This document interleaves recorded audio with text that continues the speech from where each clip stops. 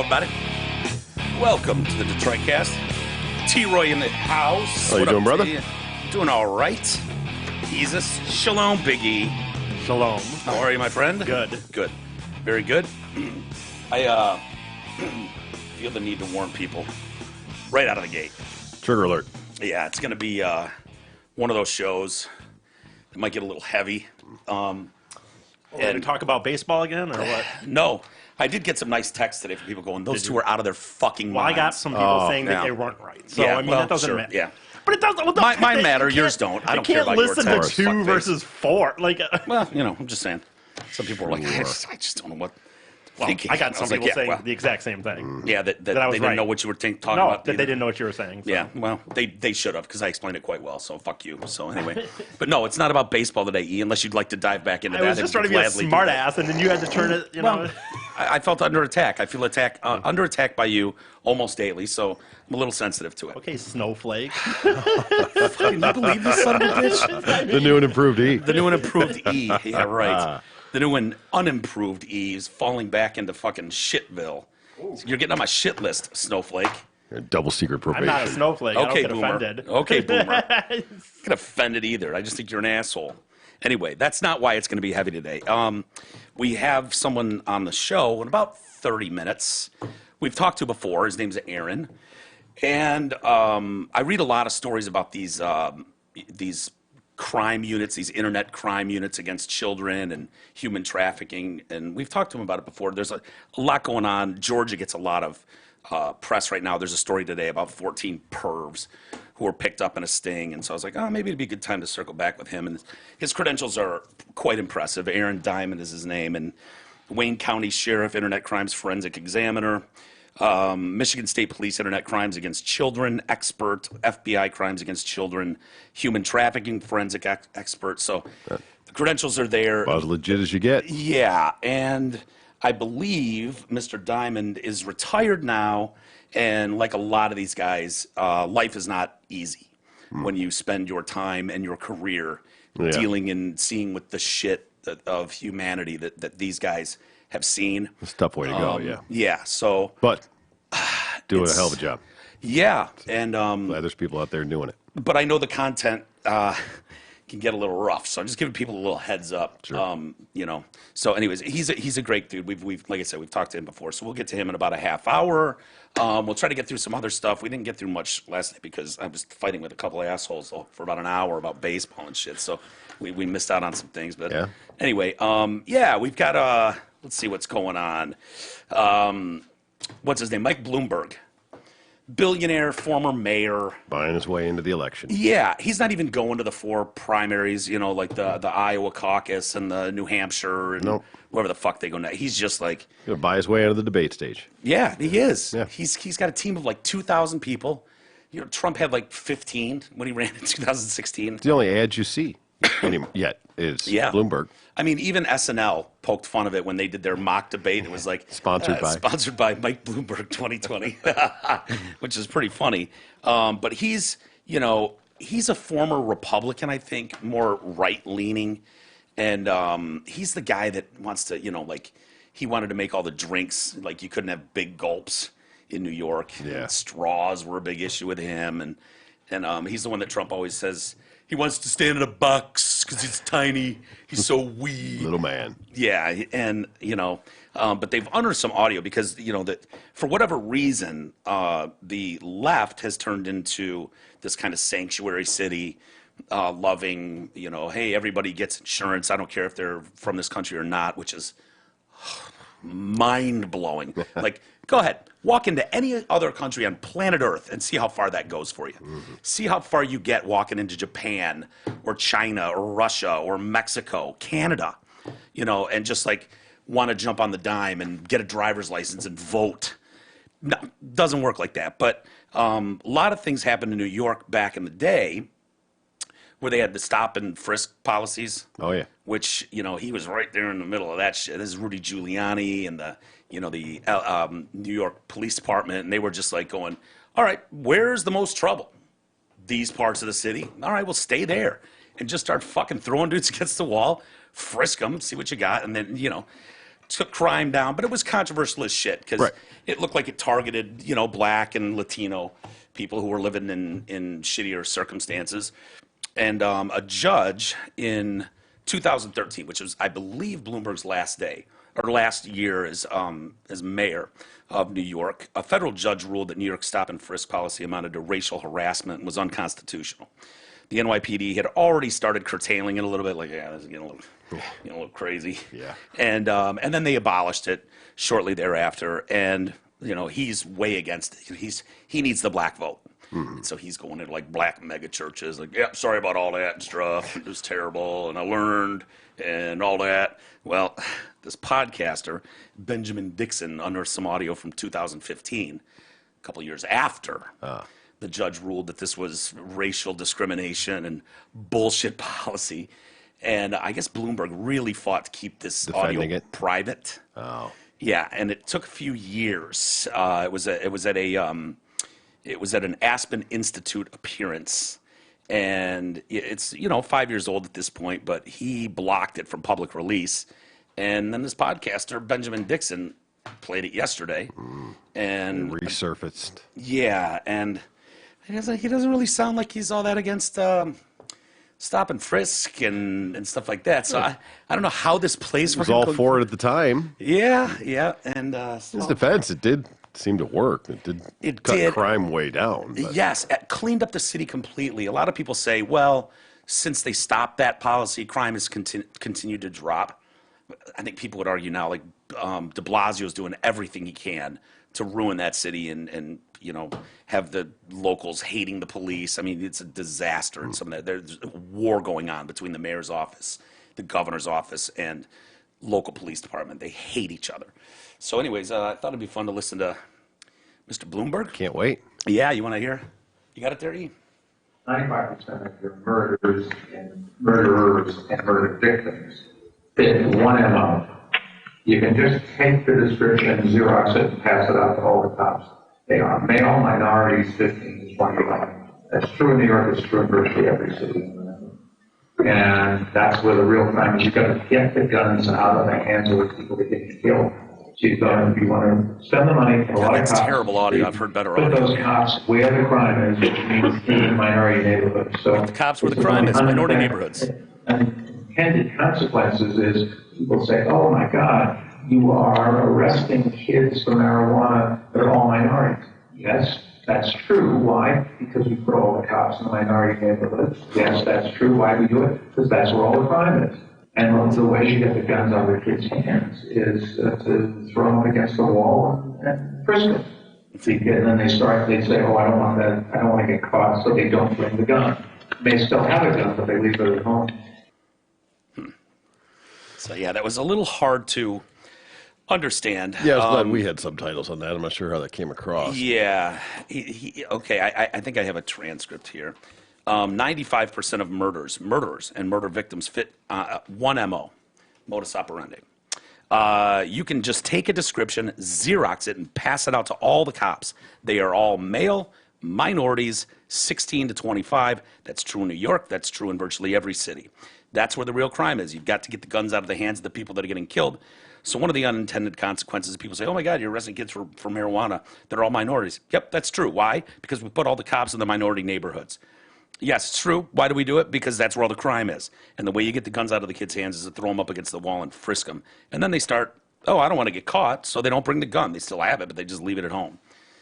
And, yeah. So, Well, I noticed one of the guys. I know it's profiling, I guess, ultimately, but it's truth. I mean, if that's where the crime is, and that's where the problems are, and the fact that it's a minority neighborhood, it's not necessarily irrelevant, but that's where the crime is. If it just so happened to be that the highest crime area was in the white neighborhood, then you would think that's where they would be as well. It just so happens that is where the crime is, and I mean, I understand it's a bigger issue than that. I think it starts out with the best of intentions. Exactly. You want to clean up, but then it spirals. You get jaded. Yeah. Like imagine, and I've talked to cops about this. Yeah. Imagine if your beat is doing, this area. And when I was a cop, in Redford Yeah. for that day, and out on the beat, my partner had more experience than I did. And he was just like, look to your left, you're going to see a group of kids on the corner. When we go by, they will either spit at the car or flip us off. And it was like he knew what was coming before you got there. We'd pull someone over, and it was like, okay, watch this. The warrants. And they're small enough things in different parts of cities that police departments aren't going to send someone to go pick this kid up for a fucking dumb warrant. And so they just stack up. So you know where the problem spots are. And if that's what you do every day, you see the same fucking people that look the same, committing these crimes. I don't mean like all black people or Latinos look alike. I just mean you're seeing the same groups of minorities all committing the same types of crimes in one area. There's a reason the cops aren't up and down our streets fucking with people. Yeah. Because it'd be a waste of their time. Exactly. There's There's not an influx of police in Franklin. right Not where the crime is. Yeah, I think there's one that maybe lives down the street or has a relative. Yeah. He's driving around. Might have a girly over there or something. Yeah, He makes some a little honey stops. over there, but the only time you see them roll by is when they wave at you, going, just making sure your neighborhood's safe. And you're like, Yeah. carry on. So yeah, the fucked up thing is, President Trump can't help it. He tweets out today, Michael Bloomberg, total racist, in all caps. After the emergence of this audio, he says, he then, without explanation, the tweet is removed. And people are like, how ironic. I mean, you've been pro stop and frisk forever, Yeah. Trump. What are you talking? It's this type of shit that I hate. When people go, can you say anything bad about the president? Yeah, this shit. The hypocrisy. There's no need. It's just stirring it. Trump had a great week. The Iowa caucus is a shit show. Yep. Joe Biden has fallen on his ass.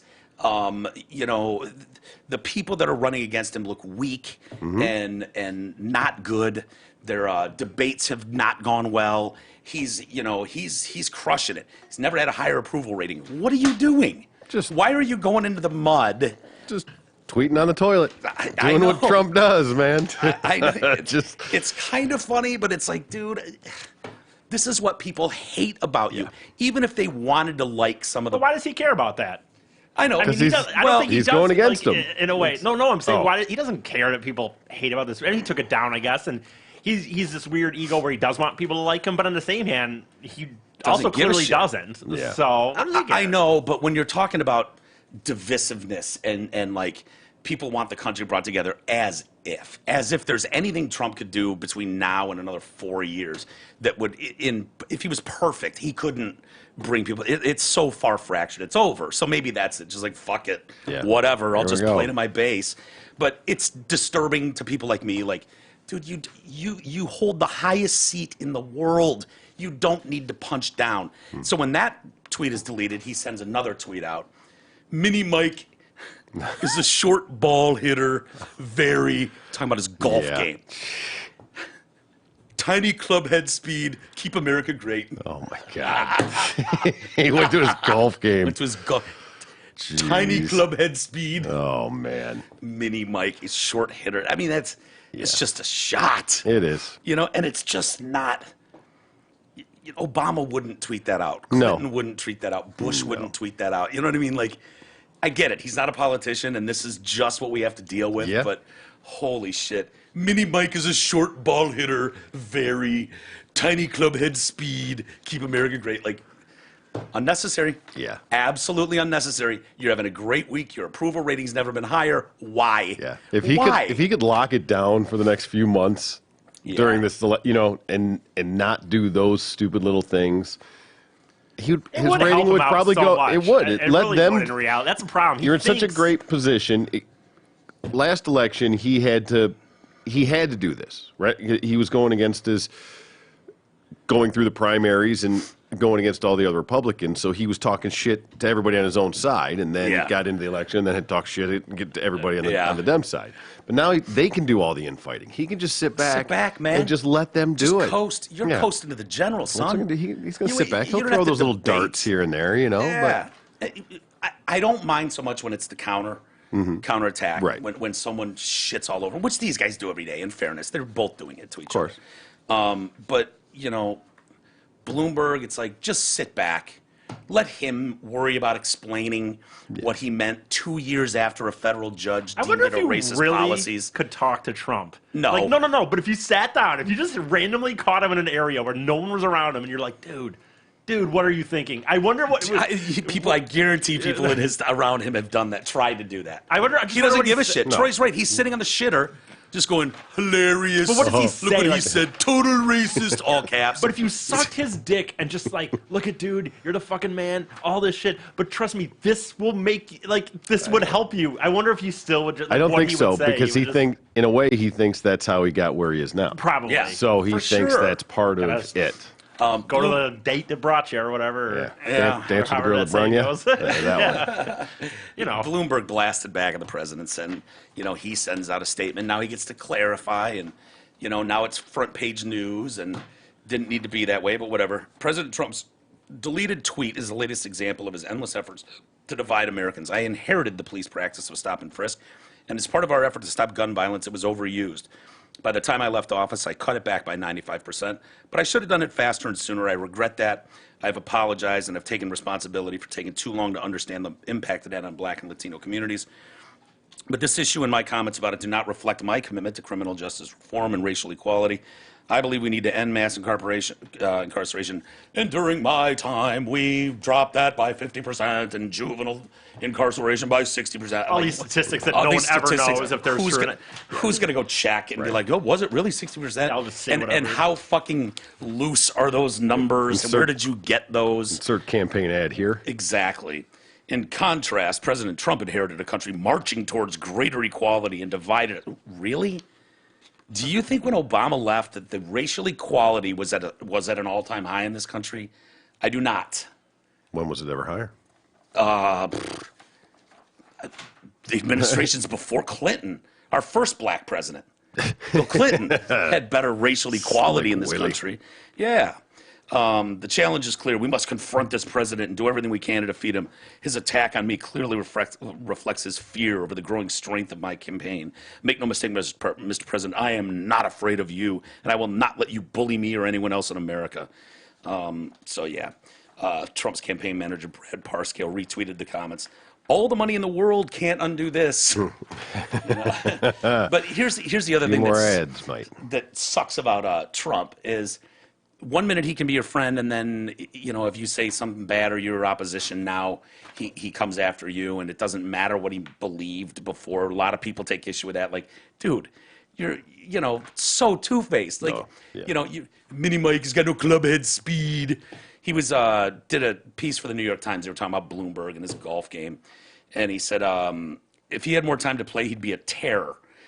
He described him as, obsessed with the game, hiring the best pros, the best equipment. Oh. Now he's, tiny club head speed, can't hit the ball far. It's just stupid. Yeah, he's an opportunist. And proving that he's on the shitter when he's tweeting, he tweeted out the clip. Remember, we've been watching Curb Your Enthusiasm, Yeah. unfortunately. Nuts. We haven't even brought that up yet, have we? No, we haven't. In the latest episode, I want to show you just because it's not getting better. I It's wouldn't expect that it is. yeah, the storylines. You probably haven't seen them because you don't have HBO. You're welcome to watch them upstairs. But I watched the first one and I was kind of all right. Yeah, I see where this is going. This is kind of cool. And Troy watched it and was just like, what? This is fucking so dumb. And I was like, oh shit, it is. You ever went back and rewatched it and Yeah. realized, There's a lot of holes and a lot of things like. textbook jumped the shark. Yeah, textbook jumped the shark. And every episode since. I mean, in this particular latest one, he's on they've gone to a destination wedding with someone, and Larry doesn't have a toothbrush, and neither does the front desk, and he's knocking on doors through the hotel trying to find any of his friends with a toothbrush, a spare toothbrush. That As if he would ever if someone knocked on Larry David's door and asked for a toothbrush. And you're at a 5-star resort. Yeah. At a destination wedding, they're not going to have fucking toothbrushes anywhere in the They hotel. just say at the front desk, And they- well, Yeah. No, oh, sorry, sir, we do not have that. Okay. no well, gift shop or something. Yeah. No. How about you send some minion out to go fucking buy one for me then? It's like $7,000 a night. No. I'm just like, oh my God. It's become terribly predictable and Yeah. Well, one storyline I thought was really funny was the MAGA hat. True. That was about the Which best one is- of it so far. Yeah. You know, because Larry doesn't want to meet with anybody. He doesn't want to, but he gets, you know, he's in these situations where it's like, fuck, I got to go to lunch with this guy. I don't want to do it. And he's like, everyone hates Trump. So he gets himself a MAGA hat and he's sitting at the restaurant wearing his MAGA hat. And so anyone that comes up to him is just like, you know, no one wants to be Makes around the him. excuse to hurry up and leave. It's kryptonite. Yeah. He's basically found a way to be left the fuck alone. There's the one road rage incident where he almost hits the biker. Yeah. You know, and he's not wearing the hat. The guy's like, I'll fucking kill you, blah, blah, blah. And as he rolls on the way, puts the MAGA hat on, the guy's like, oh, just be more careful out there.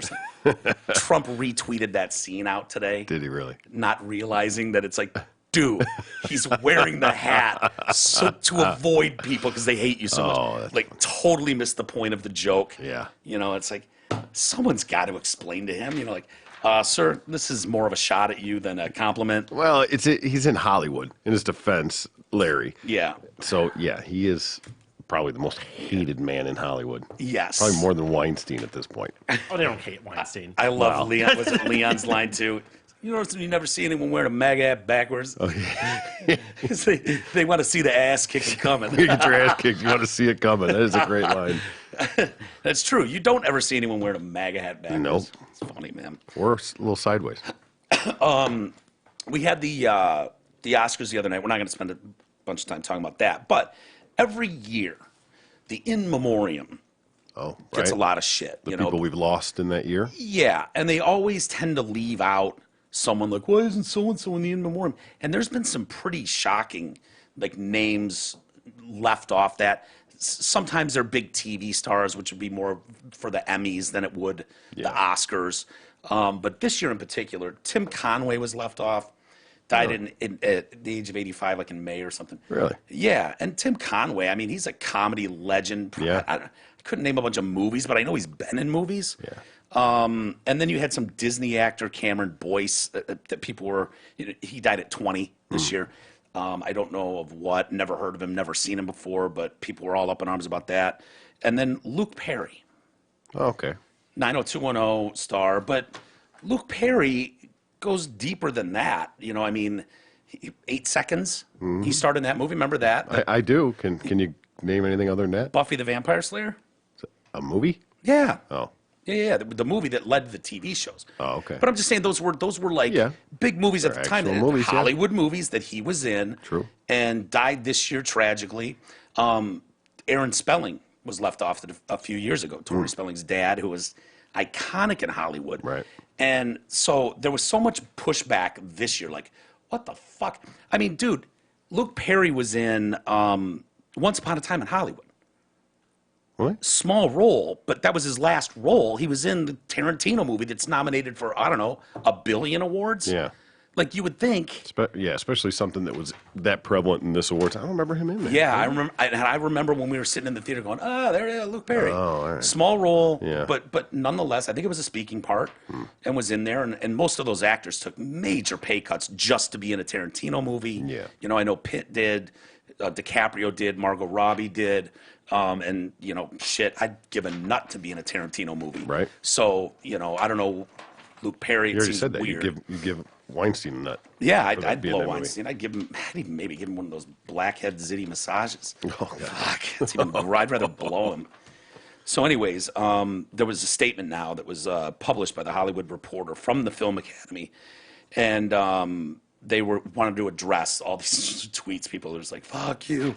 The Academy explained it's down to time constraints. Oh, really? Yes, the Academy receives hundreds of requests to include loved ones and industry colleagues in the Oscars in Memoriam segment. An executive committee representing every branch considers the list and makes selections for the telecast based on limited available time. And then those that aren't in that, they always push to this like, oh, the online one includes all those names. It's like, oh yeah, we're all going to the online Yeah, gallery. go check that. To see it. You know, no, it's the big in memoriam thing, the pictures. You're telling me this is a show that is 4 hours of nonsense, Yeah. rambling speeches of bullshit, goes way past its time every single year. You can't fucking find 6 seconds to do 3 seconds of Luke Perry and Tim Conway. And 8 seconds even? 8 seconds even, sure.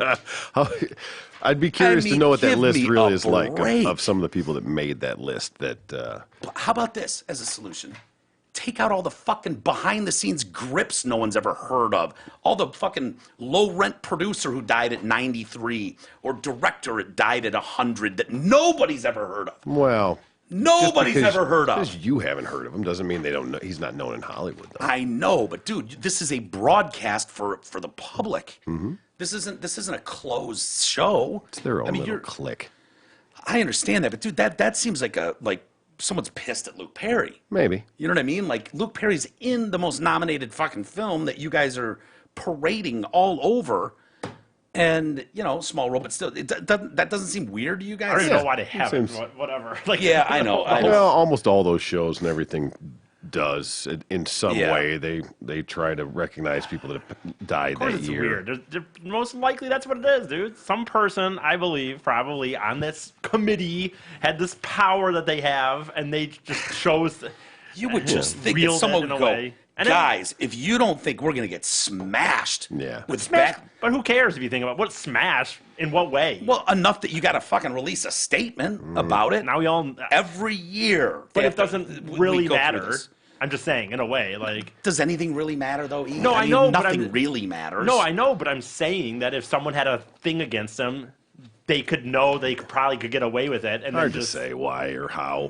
But yeah, how I don't they believe they actually sat come there down and with said we that. don't have time. How they Plus how they come up with that list? It'd be curious. They started with the segment honoring Kobe Bryant, like a He big was- thing to Kobe Bryant. Now I know he's an LA legend. But didn't he win an Oscar or an Emmy? What did he win? Oscar. He won an Oscar. Oscar for a thing. a poem he wrote Yeah. that they turned into like a short film last year or something. Like That regularly, obviously, that whatever they won it for is obviously a normal category to get seen on TV, Obviously. right? Yeah. Yeah. Like they just nobody knows made what it is. right. They just made something up and said, "Oh, crazy." I mean, I know, you're going to know Peter Fonda, John Singleton, Yeah. who's a legend, Kirk Douglas, Yeah. who died, just days Just recently, before, Rip Torn. Mm-hmm. But, I mean, if it's me personally, if I'm there and it's like, okay, Luke Perry, relevant, Yeah. more recent, but we got to go with Rutger Hauer. Okay. Rucker Hauer's legit. I mean, though. Rutger Hauer's going in, and Terry Jones, and could Agnes forget? Varda. I mean, Agnes Varda. I mean, Jesus Christ. Tim Conway, only made people laugh for 60 fucking years. right? Yeah, actually, when I looked him up, I definitely instantly recognized him. Who? Conway. Tim Conway, yeah. Oh, yeah. A bunch of shit. And funny shit. Yeah. Tim Yeah. Conway's got some very funny stuff out there. Dorf on golf. Yeah. Yeah, he was Dorf. Yep. Yeah. He's got that scene, too, one of the funniest scenes out there in the dentist chair, where I think that's Tim Conway. Where Who's he's- the he's doing the tall guy with the mustache that he was kind of always with? They were like almost like a duo, like a pair for a lot of Yeah, stuff. and it might have been this. Was doing it, but he's in the dentist chair and he's got to give Novocaine to this patient. Oh, yeah. and he keeps Hits himself. He hits himself, and then his arm goes dead. great bit. And they're trying not to laugh their fucking asses off on stage while he's doing it, and he keeps stabbing himself in the leg and then the arm, and he keeps just going numb as fuck as he's trying to administer it. It's. Yeah. I mean, it's just a great, like comedy. Like. Oh, honestly, I'm more surprised that full he's scenes. left off than Luke Perry. Yeah, but I don't know. Tim Conway was more like TV. So I don't know if Tim Conway. I don't know how many movies he did, or if sure. anything was relevant. I bet you Still it's seems like a pretty big snub, Yeah, though. I bet you it's a deeper IMDb Probably. than Luke Perry's. Sid Haig not in there either. Now Oh, a lot of okay. people won't know Sid Haig, but in the horror world, Yeah, he's a he's a legend. fucking monster. Yeah. He's died at 80, also not included. God, he was 80? Yeah. Wow. Played Captain Spaulding in the Rob Zombie films, House of a Thousand Corpses, Devil's Why Rejects. and can't they just Three from literally Hell. put every single person that's worked on a movie that died that year? Like, Just scroll it fast, Right. yeah. Like, what does it matter? Time constraint. Or just Who cut, cares if you it's know. 500? But no one's really watching. Yeah, I think Except for the the In people that- Memoriam is Except- kind of cool. You're like, oh Yeah, shit, I didn't people know that actually guy are died. probably watching that. Well, they you show know. pictures once in a while, I guess. Well, I think all of them. They show a picture and their name and their No, I think year. some of them they they- get I think some of them they just the dash do. 2020 Do or 2019 for a lot of them. Yeah. gone late. Uh-oh. We got to call it. Missed our appointment. Nah, we didn't miss our appointment. But like I said, and I'll touch this up really quick. We've got a university dean from Georgia as among 14 people, suspected pedophiles arrested and charged in an undercover sting operation. Keith Walters, no relation. He spells his name shittily with an A. He's been suspended from his post at Valdosta State University's College of Science and Math. I think suspended, yeah, why don't you just go right to termination? Well, innocent until proven guilty, right? I guess. Pen- Trying to meet pending children for sex, investigation. grooming them online. So 4 days, the Georgia Bureau of Investigation executed an operation codenamed Broken Arrow, which has seen undercover agents spend several months posing as kids, engaging with the alleged pedophiles via web chat forums. So yeah, they just kind of groom these kids, and this is the kind of stuff that Aaron did. Yeah. Again, Aaron Diamond, former Wayne County Sheriff, Internet Crimes Forensic Examiner, Michigan State Police Internet Crimes Against Children expert, FBI Crimes Against Children, Human Trafficking Forensic expert, and I believe they were the first unit in the country, to start doing this. Oh, really? Yeah, and so the Georgia one, these are popping up around the country, taking this shit seriously. I think Detroit or Michigan State Police was the first to put together a unit that he was on. And I think he worked the first internet crimes case that was actually taken to the Michigan Supreme Court, too. So quite a story. I'm going to pull him up here and see how he's doing. Oh, Aaron. hey, how you doing? Good, man. Boy, does that connection sound all right, guys? A little gitchy. Yeah. Aaron, I was just going through your credentials, listing some things off, some disturbing work you're involved in. Maybe none as disturbing as the fact that your name is spelled E-R-I-N. I know. Yeah. My it's dad just- wanted to make sure I was tough. Yeah, what the fuck, man? Talk about setting your son off on the wrong foot. Jesus. I'm a girl.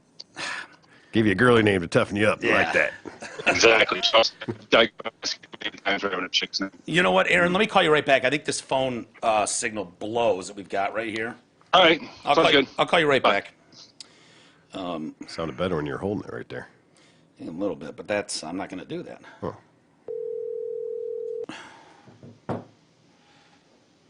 Look, can you hear me now, fellas? Oh, yeah. Yeah, that's much better. What'd you do? I actually opened my barn door so I get some sunlight and fresh air. Very nice, very nice. Thank you for taking time to be on here. We've talked to you before, Aaron, and very commendable professional career you've had.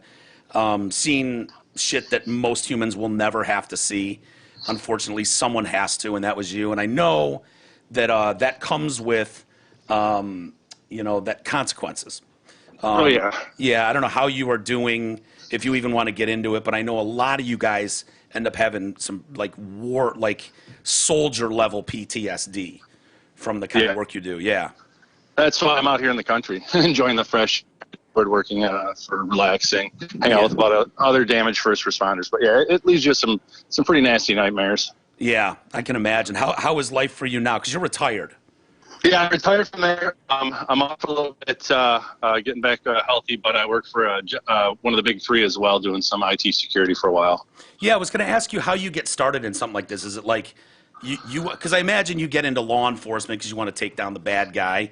You must have been you were just like a computer nerd back in the day, early days? Yeah, And this yeah. My kind of mom, my mom got me the first Apple computer, and it just happened. Started my police career. And a couple of cases come up.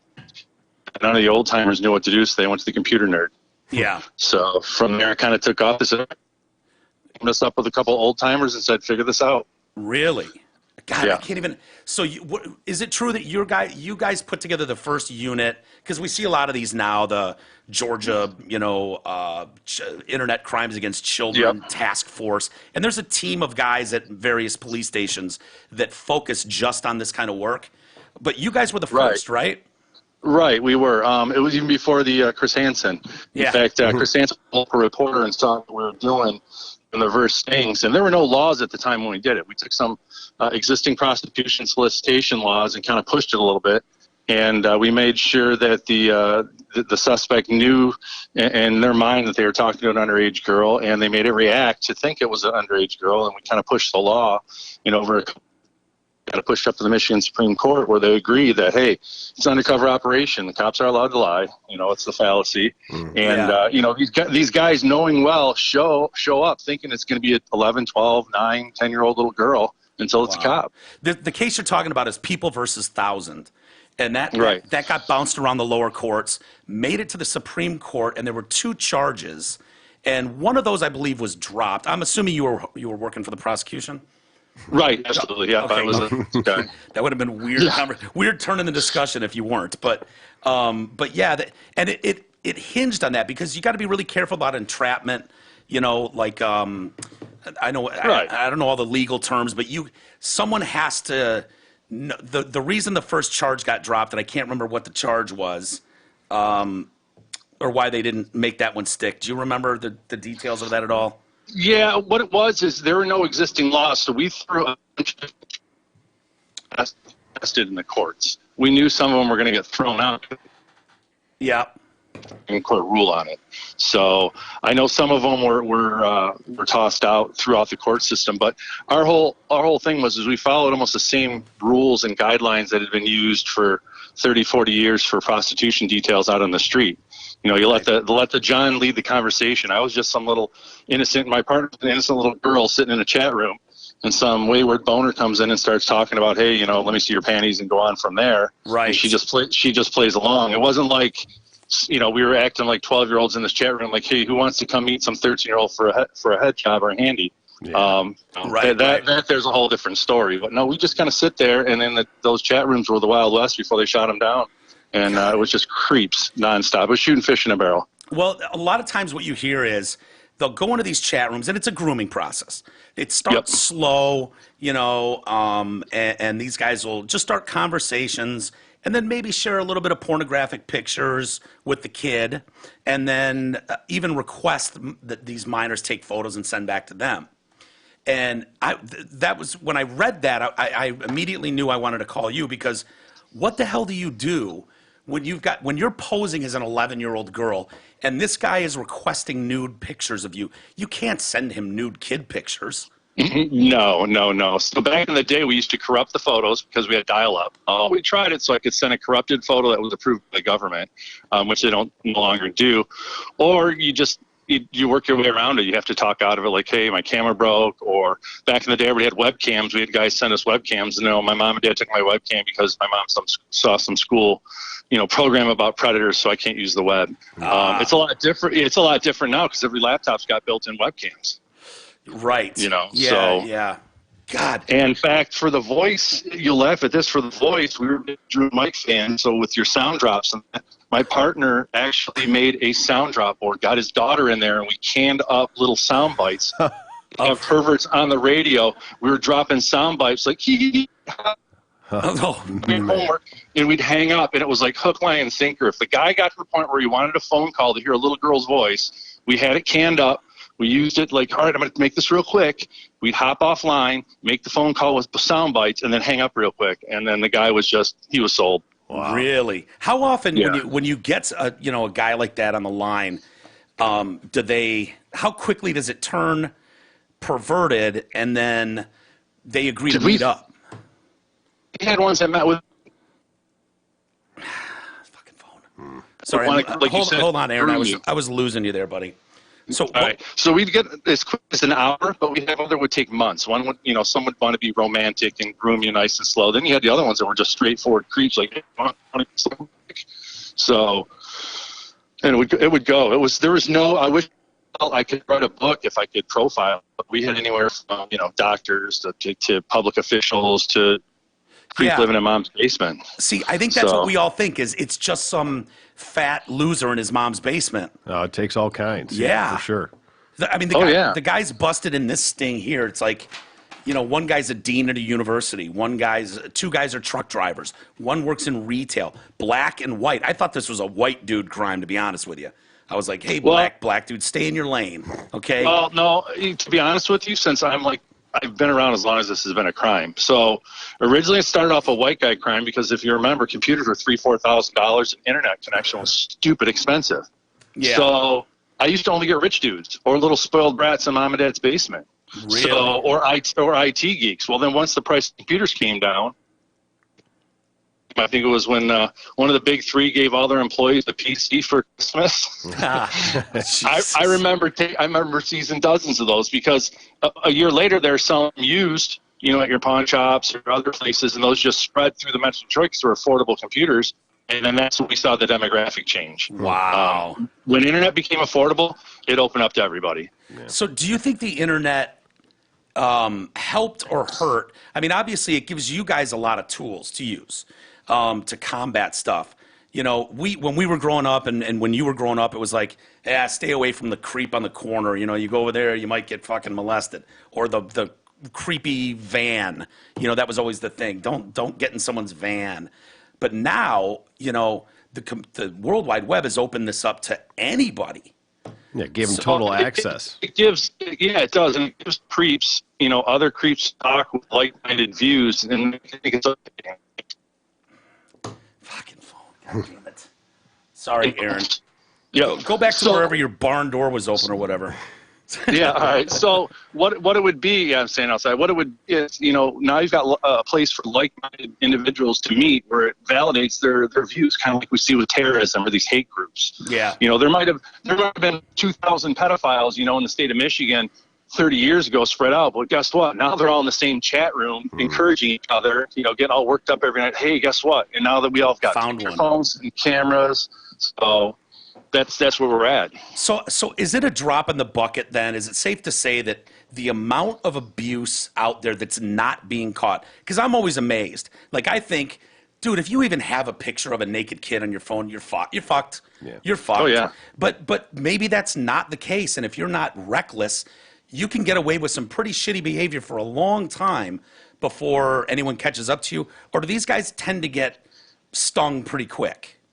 No, there's so many of them out there, and with budget cuts and funding, when I was in the Michigan's Internet Crimes Against Children, we had 15 detectives and forensic crews out there hitting doors and doing these internet stings. Now they're so backed up with the forensic end and looking at cell phones. There's not a lot of proactive investigations going on. I remember the governor came down one time. We went and had one of our undercovers go online to look, and he searched baby rape. And I think there was 900 people in the morning downloading videos in Michigan called baby rape. And You gotta be kidding me.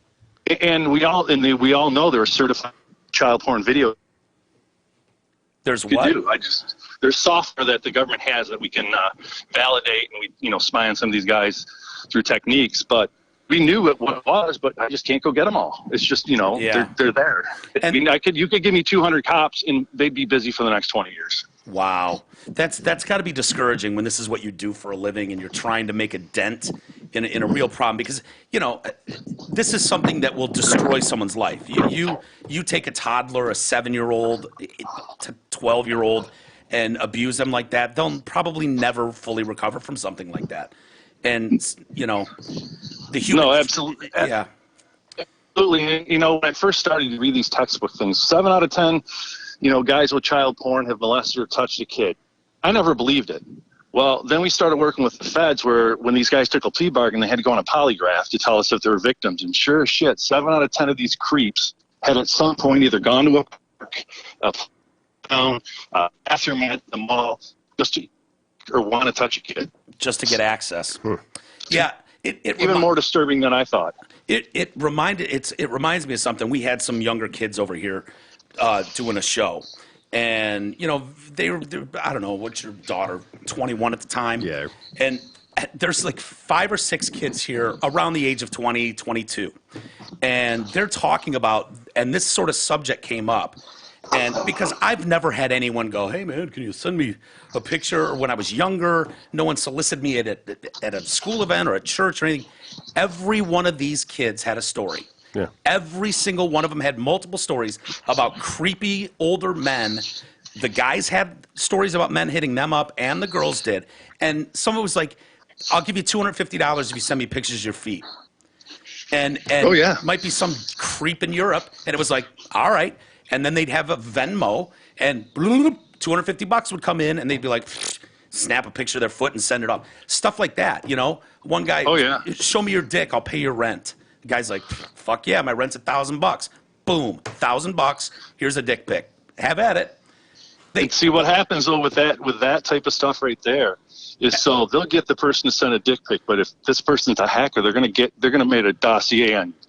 So then they're gonna use the internet to do a reverse search, find out where you work, find your LinkedIn. Then they start extorting you. Say, hey, remember that dick pic you sent? I'm gonna send this to all your work contacts. Ooh. And that's where you get to flip the script where they're starting to extort these guys for jacking off on webcam and stuff. Wow. Well, these were kids at the time. I'm not saying this like 21. This is like 12. Yeah. 12-year-olds. No, they've done that, and then what they'll do for the 12-year-olds, and if they don't have money, they want them to do more disgusting stuff. Yeah. I mean, I had cases where 12-year-old girls were, each day they'd come home and they had a list of naughty things they had to do, or the perv was telling mom and dad. Oh, Yeah. when the kid go at 12, just be like, well, you'll be in as much trouble as me, you fucking creep. That's still, Oh, but They don't think that way, but I know. No, because they don't want to disappoint mom and dad. Yeah. Well, sure. It's embarrassing. So what are some of the things? I know you've seen some horrific shit that stays with you. What are some of the more? I don't mean to be too graphic, but some of the things that we wouldn't even know is going on out there. Let's see. The first time I walked out was a baby snuff film, A what? a snuff film with a small child. oh, jeez. Like a baby being murdered, Yeah. raped, and murdered. Yep. And I always taught my students never listen with sound because you hear the child screaming. Oh my God. So when we watch as adults, watch porn, you hear the chick enjoying it. It's the opposite when you hear someone that's not enjoying it. And these guys get off on recording it, and some of them they have the best sound, and they find it sick for torturing these kids. And Jesus, dude. Well, yeah, that takes There it you to a go. level I didn't see coming. Yep. Yeah, that's, yeah, are that's there- a good one to ruin the lunch. Yeah, Aaron. So how often? I mean, I imagine you go to work. Anyone goes to work. It's like, we're stocking shelves today at Kmart, and you go into work and there's a pile of shit on your desk from overnight, and it's like, do you get a video sent to you that you have to then watch, or is it like? It would be a lot of it was we get detectives doing search warrant, or someone would get turned in for touching a little kid, and we'd seize the computer, and they'd have a ton of child porn. Back then, we were doing a lot of the proactive, where my partner arrested 250 people doing those undercover stings. So he always had computers coming my way, and that's where we'd find out who they're trading with. And then we'd start tracking down, let's say if we arrested one guy and he was trading with 20 others, we'd start following that footprint and tracking all these guys down across the Aaron, country. how hard is it to find like the origins of some of those videos? I know it's one thing for these people to have it and be sharing it, but to be able to follow that and track that all the way back to its origin, like that snuff video, things like that. Yeah, where it's just what do you do with horrific. that? It's getting a lot harder because everybody's got videos on their phone now. However, if we do suspect someone, your phone leaves a fingerprint on those pictures, we can tie it back, without a doubt. But there's such a large amount. Back in the day, the feds keep a everything that's ever been ID'd. And it used to be on like a couple CDs and a DVD. Now they've got servers full of known victims of images. So if it was little Susie down the street and that picture was, circulating, I know little Susie, I go in the government database and say, hey, this is little Susie. Well, if some guy in some other country has it, we can identify and then go to court and say, yeah, this girl was 9 years old at the time this picture was taken. So, but that database has grown out of control. It's just, they can't keep up. And I imagine, kind of to Troy's point, you don't have jurisdiction to go anywhere you want. So if there's a snuff baby rape video made into Ukraine, and you can go, okay, we identified the location. You need the Ukrainian authorities to do anything. Correct. So I mean, So I imagine the feds have probably the most reach that you would have. Wayne County would be the smallest reach you had. Right. But I mean, so much of this shit, especially when it's being traded, is going all over the country and surely all over the world.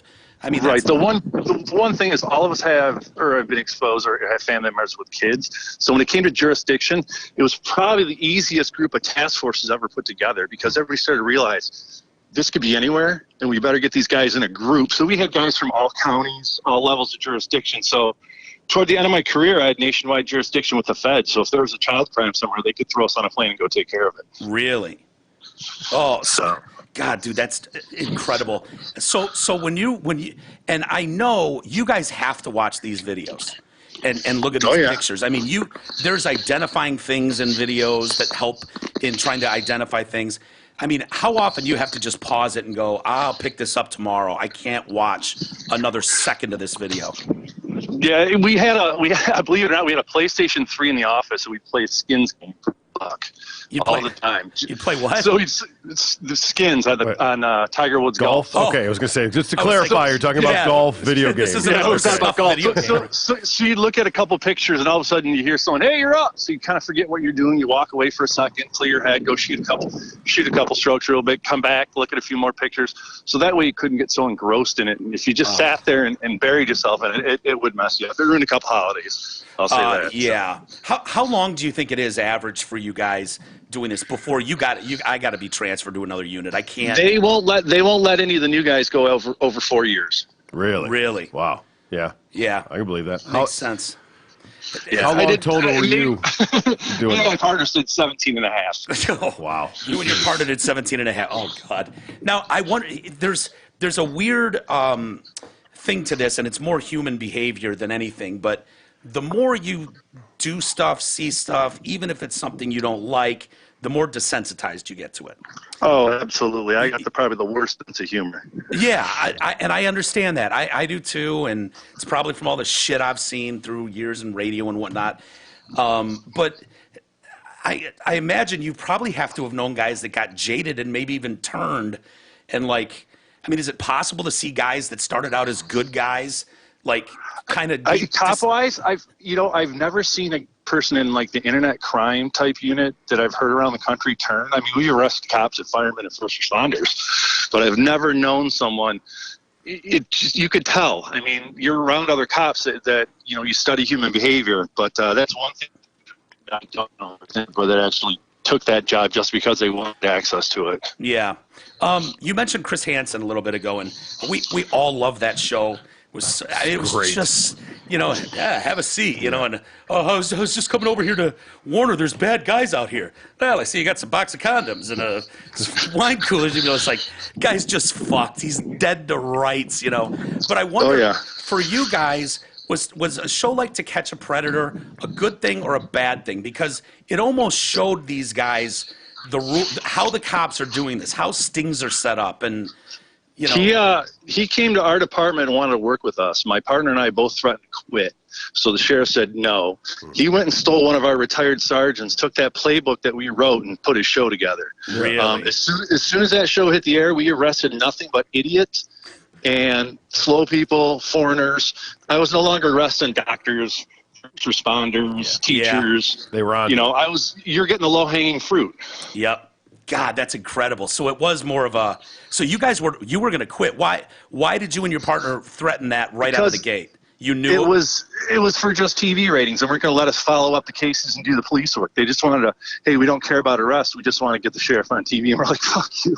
Yeah. So do you think a lot of those people that we saw on that show actually did real time? No, most of them didn't, because the group that they used for their vigilante work would be very aggressive. When they came to Detroit and did their second rounds of sting, my partner and I went through all the cases. The only one that we could put together was a guy who was on probation and had alcohol. It wasn't even the perverted charge. Wow. So it was a very frustrating show to watch. Yeah, I imagine. Sorry for bringing it up. It was fun for us. We'd never seen it. No, it was. I used to laugh because, believe it or not, we'd have the same guys. I mean, we had a wall of souvenirs, from teddy bears to love notes to paintings. We had guys writing us songs thinking we were little girls, so we keep the souvenirs.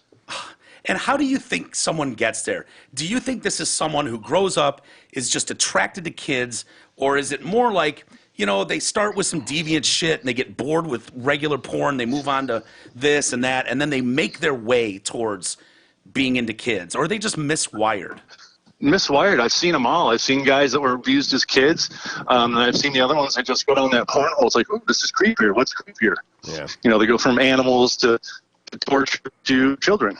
So at our age, are we pretty clear and safe? If we haven't been into any like animal porn or kitty porn or anything like that, odds are we're pretty clear for the especially future. By now you probably have your favorite genre. As long as you stick in your wheelhouse of porn at this age and you haven't been arrested, you should be all right. Yeah, I kind of like that one where the chick's got the toilet seat around her head and that guy's like, fucking gag on it, choke on it. And she's just got shit she's an adult, don't get me wrong. Mascara and snot streaming down her face. Kind of like some of those.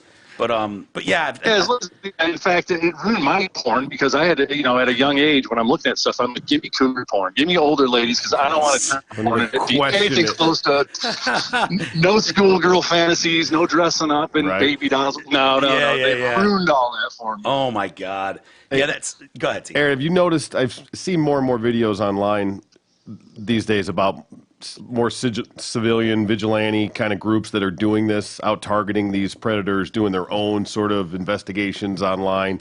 You see the videos all the time of them running into a guy outside of his work or they're supposed Don't to fuck with meet cats. Well, It's a good example. sure, but it's specifically to these predators. It's not law enforcement. It's just their own little vigilante groups, whatever, that are posing as it, setting these people up and going out and making videos to put them on blast. How do you feel about that? Being that it's not being at least they're being exposed, but it's not. I agree. They're being right way. exposed, but they're not getting charged. Yeah. Who's actually seeing except us people that really know about it. Yeah. And it's dangerous. I have that perverted justice group that works with Chris Hansen. Actually had a couple of their people.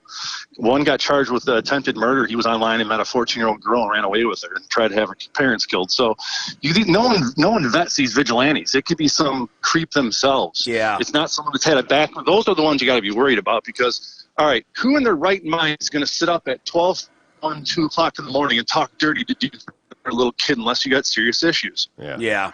Yeah, and the fact is that it becomes glaringly obvious whenever you see these vigilante groups and they think they're doing God's work and helping the police, but it becomes so obvious. Oh, you have zero training in human psychology and in police work and how you build a case. You just think you have the answer figured out in a day, and now let's get him. And it's like, we call it the CSI effect. Everybody watches a little TV. They think yeah. they've seen a couple crime dramas, and they're going to be a detective. Yeah. Yep. But I could see that muddying the waters and making your job more difficult in a way, having all that other interference. Right, and the sad thing is they may find some really creepy people, but after the evidence, it's fruit of the poisonous tree. I can't take the evidence. Right. Grandma down the street can't run up to you, grab a bag of dope out of your front seat and hand it to the cop and say, look, I took this dope out of the car, and I go arrest them. Yeah. It just doesn't work that way, unfortunately. Yeah. How many of you guys do you think, if you had to estimate, that you took down, you and your partner, over those 17 Well, years? when we were at Wayne County, we were 255-0. We never lost a case. And then throughout then, I had worked over 1,000 in my career, and we had never lost one. Wow. Is that the worst case you ever saw? The baby rape stuff? Yeah. Oh, yeah. Like that was by by far. far the worst. By far. Yeah. But, the other thing, too, is, I actually had some victims. Well, one little girl went to my church, so that was kind of disturbing when you see a little girl at church. So, God. So, stuff like that. I had one time when I finally had kids, I pulled the case, and the victim looked like my son. Oh. You must have parented a little different than most people. Yeah, my wife was the Boy Scout leader, and you talk about helicopter parenting. Now, I wasn't near around, but my eyes were always from a distance. I was that dad in the corner of the stands that nobody knew. I'm like, all right, someone gets near, they're going to take a headshot. When you find, and I'll let you go here in a minute, Aaron. I appreciate all the time. When you do go in, we've got our case built. The prosecutor's going to be behind this. We've got enough evidence, and you go in to make an arrest. It's got to be really hard not to just want to beat the fuck out of some dude. Like, yeah, we'll bring him out in cuffs in a minute, but just tune the him one up. thing is, I don't have to because they're going to get theirs in prison. So instead of me costing you taxpayers money, and as much as I want to do it, when I used to drop them off from registry, my partner and I would say, can you make them cry? I said, sure. You take them downtown, toss them in a cell, and say, hey, guys, hey, buddy, hey, whatever your name is, don't tell the dudes behind you you're in here for trying to touch little kids. And then we'd walk out. Yeah. God, that's a dick move. Oh, that's a dick move. I would, if I was going in there for something like that, I'd be like, look, guys, just do me a solid and don't announce to the fucking jail. Oh, no. Just touching Fuck kids, them. please. Well, my partner would try to be the good cop, and the whole way, taking them from court to jail, like, don't tell them you're in for touching kids, tell them for drunk driving. They get all calm and relaxed, like, look, this is going to be easy. And as soon as we're walking out, I always pull the dick move and tell everybody, hey, by the way, we got a kitty remember, fucker. Remember, don't tell me you're here to try to fuck kids. Yeah. And then we walk out the door. You could just feel the. Oh, that's good. Yeah, that sucks. And if he cried, my partner had to buy me breakfast. So that was my enjoyment. Fair deal. That was the goal, break them enough that they cried.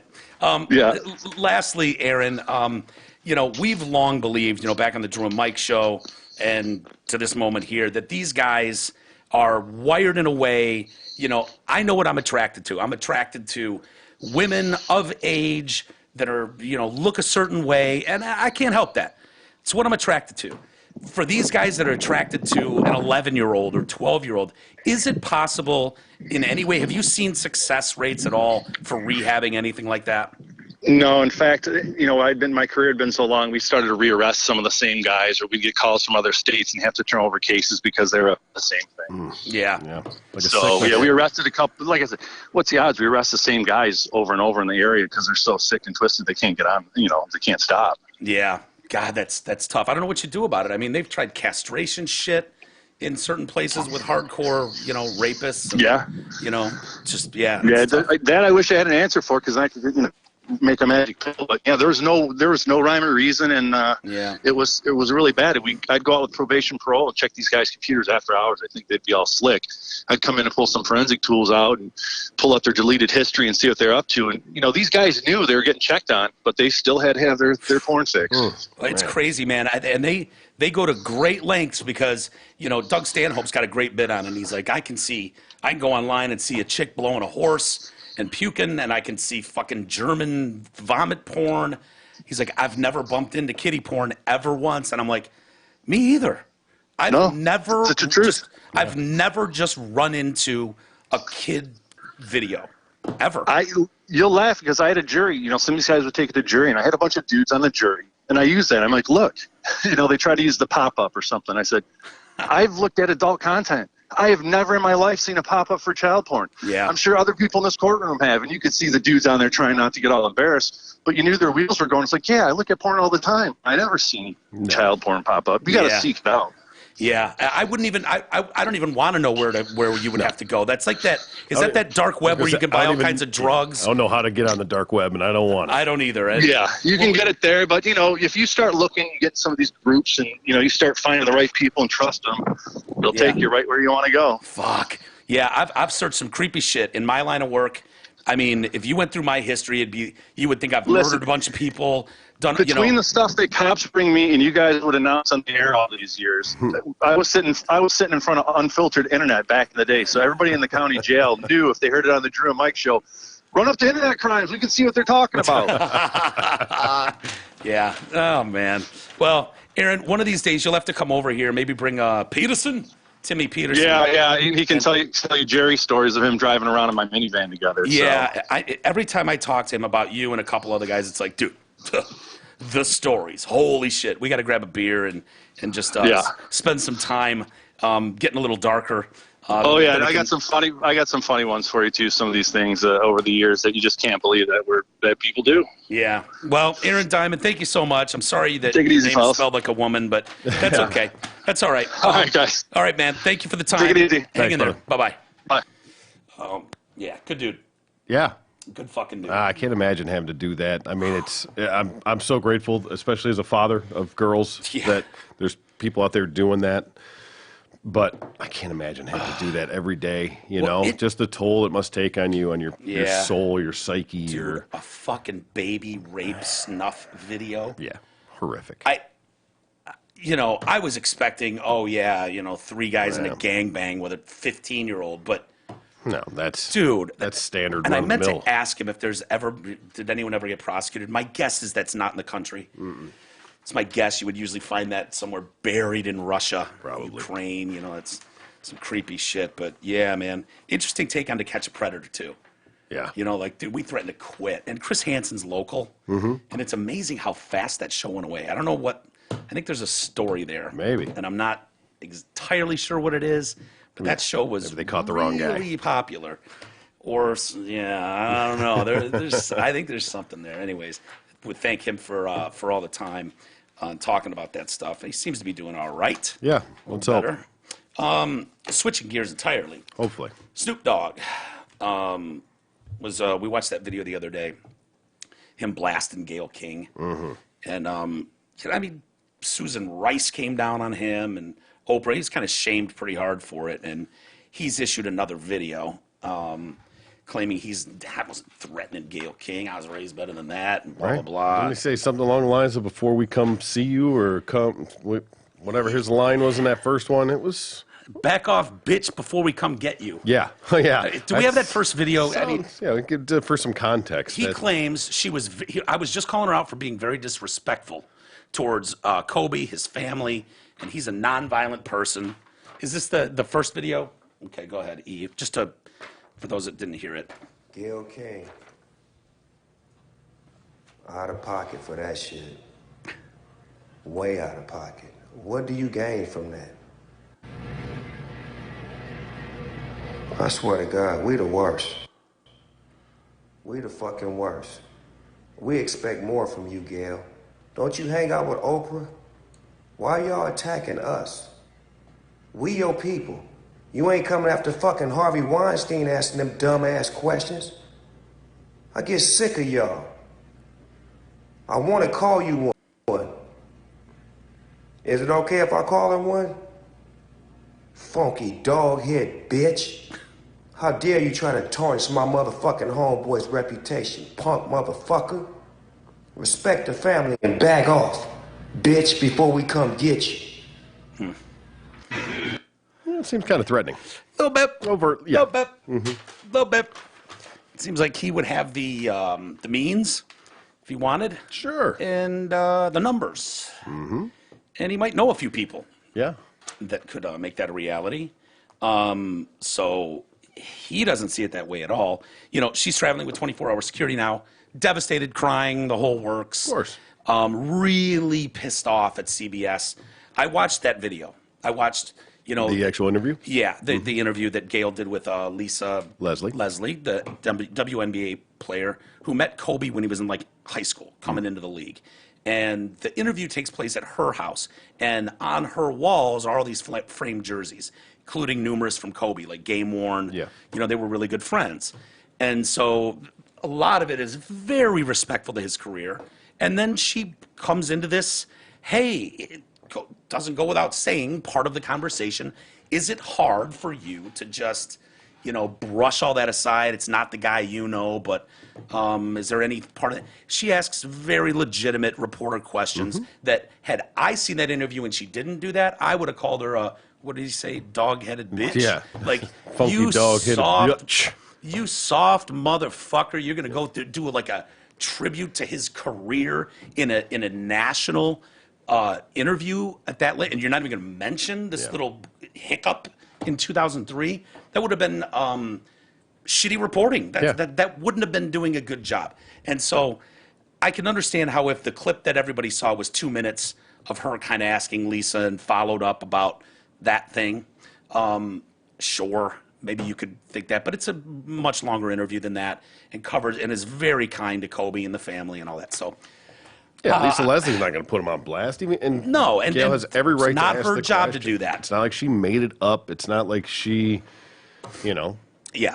it's a fact. It happened. Well, And it got to a spot where a lot of these go, where, hey, Lisa says something like, hey, he's my friend forever. I've known him forever. I've never seen anything that would even suggest that behavior. But, there's a lot of evidence, blah, blah, blah. And then Lisa says something like, and this is a friend, right? Friend's not going to shit on No, Kobe. of course not. Says something like, that was handled by the courts, and that case was dismissed, and I think we need to respect that.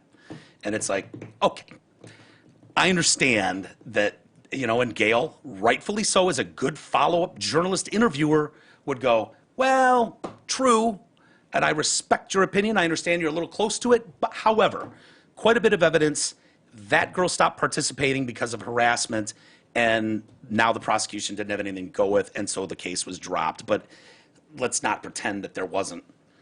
He was found, not guilty of something. It didn't True. play out for very specific reasons. No, but he also wasn't charged, so it can go both ways, I suppose. He's lucky But he wasn't charged. He is lucky he wasn't charged, Yeah. but that's just the way that it is. And Yeah.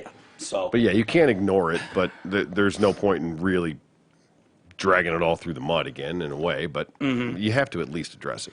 Be responsible not as to. as a journalist, to do your job right. If you want to get respect and get the big interview down the road, Mm-hmm. you know, there are certain journalists who are known to not be afraid to go to those tough subjects and put you on the spot to answer for those things. And some are just nerf tossed Sure. guys. You know, you get Ryan Seacrest ain't going there. No. You know, but Barbara Walters will. Yeah. You know, and so that, Anyway, he did release another video, Snoop Dogg, and I wanted to see the contrast because he was getting put on blast by a lot of people too. And we both agree, all three of us, I think, that Yeah. back off, bitch. I would have loved to seen Oprah come out with one of those with the rag on her head like he did and be like, Snoop, you motherfucker, you coming at my girl Gail? Yeah. You know who the fuck I I know, my right? scissor partner, bitch. right? So do you have the other video there? You don't want no part of Harpo. And let's see if what he says. Tops, what up, here. though? This Big Snoop Dogg. Here's a message for the people that need to know. I'm a nonviolent person. When I said what I said, Murder I was spoke the for the case they people who gave felt like Gail was very disrespectful towards Kobe Bryant and his family. Now, with that being said, what I look like wants some harm to come to a 70-year-old woman. I was raised way better than that. I didn't want no harm to come to her and didn't threaten her. All I did was said, check it out. You out of pocket for what you're doing and we watching you. Have a little bit more respect for Vanessa, That still her sounds like a babies, threat, and bro. Kobe Bryant's You know that. legacy. Yeah. But anyway, I'm going to do what I got to keep doing. Y'all keep doing what y'all doing. We're very nonviolent. We just want to say that first and foremost. We speak from the heart. Some of you who have no heart don't understand that. But anyway, carry on and enjoy your day. Murder Why was the you wa- case that they gave me. Why are you watching somebody if not for to do something if they go Yeah. against whatever you're watching? Well, them for? I mean, it doesn't mean it has to be a physical. They can be watching. Well- If she starts getting online, then she can feel the wrath of the black community turning their back on them, Yeah, okay. on her collectively. I know you can read it that way. Yeah, I know. Or, That's- or, and To read it the way he Murder was the intended. case they gave me was an actual song and an actual case. was an actual case. Murder was the case that they gave Snoop, Mm-hmm. and he was on the run for that for a while, I believe, He's not hiding in violent. L.A. Now You know, he's Snoop Lion. He's the kinder, gentler, old. Yeah, but, Donald Trump video and fucking gone up to his.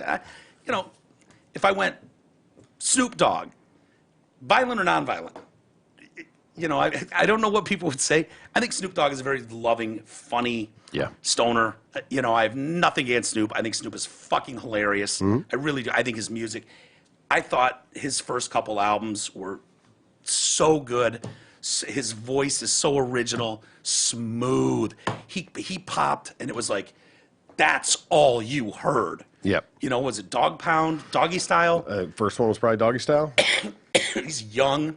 So Young much Calvin drama in the Brodus. LBC. It's kind of hard being Snoop No, double G, but I somehow, some way keep. All right, no. Yeah, Gin and Juice, dude. Gin and Oh, Juice yeah. took over the world. Yeah, when him and Dre got together, that Just- was some oh. classic stuff, man. The music style that Dre put behind him and Yeah. just his smooth delivery. A few of those guys, Warren G, Snoop, just awesome. But I could see how some people maybe out there wouldn't know tons about Snoop and would go, I'd be worried if that guy said, Yeah. Keep an eye on it was you, very bitch, threatening, before we that first come for video. you. No doubt about it. I don't- Even if you do know him, it's yeah, if that was me, it's Snoop, I go, maybe I went over the line a little bit, Yeah. but absolutely. And like we said And I before, think he's right. it's not Like, him. I want some 70-year-old woman No. beat down. Like, come on. That's not how it sounded, though. I don't expect Snoop to go get an AK and go take care of it himself, but we were talking about that before. Somebody with that kind of reach and platform and audience has to be careful of what they say and how they say it, Yeah. because he may not have meant it that way or wanted any real harm to come to her, but there's a lot of people that listen and may interpret that in a lot of different ways. And so Yeah. if something were to happen because of that, you have a responsibility when you have that kind of exposure. Yeah, absolutely. And there's a lot of nuts out there. Yeah, and to come out And influence is easy. very. Very. Think about, a song can change my attitude for the day. The right fucking beat or lyric can amp you up, can bring you down. Like, the influence is not that hard, especially if you're someone like Snoop. True. So, it's just a lot of power. He knows that. He knows that. So I guess I'm glad he released another video like, no, man. Yeah, he no didn't come one out and wants outright anything. apologize, but he had to walk it back a little bit. Little bit. Just to Probably simmer. smart. Yeah. Probably smart. I'm sitting on this story for a couple days, and then I got a story for Isis I got to get to. America's Got Talent judge Gabrielle Union, Ex-judge? ex-judge. She was the one She suing gone. them She gone. because they apparently backstage were like, "You're dressing too black. That hairstyle is too black." And so, there was all kinds of discrimination fights. And in the show's defense, I know that sounds terrible, but Hollywood is a very shallow bullshit thing. They're going for a certain style and look and blah, blah, blah, and dress attire. And They are paying you. they're right? framing a show. They're framing a show. So you can look at it one of two ways, but if it's like, dude, it's a family show. We're trying to, paint a picture here. Can you help us out? I don't know how they said it, what they said. I don't know if they've come to terms on that yet. But then a lot of people came after Simon Cowell. He's the started that show and executive producer. He's a judge on it, and he's a dick. Yeah. He does things his way, how he wants. And now apparently, she is set to sue Simon Cowell Personally? for putting her life in danger. Wow. Mm-hmm. This all goes back to the original, the Jay Leno Korean dog joke, right? That Yes. this was started this whole thing with Yes. Gabrielle Union, and allegedly, however, that she blew the whistle on that, started popping off, and that was the beginning of the end. Mm-hmm. But now it's because she was dressing too black. Yeah, she said she was axed from the show last November. I think her and what's her name, The other, the blonde, were both blown out. The dancer. right. And it sparked a racism fight because if anyone has said something like that to you, it could just be that they change those judges a lot. True. They're going for a certain look. It's like, you two gone. They want young, hot chicks on there. Yeah. Let's be honest. It was Heidi Klum for a long time. Yep. And they bounced her out and brought those two in for a year, and that's all they lasted. Julianne Hough, that was Julianne Hough, the yeah. blonde, yeah. But if someone in wardrobe or hair, makeup, has said to you at any point while you're working there, you know what, don't wear that outfit, that's too black.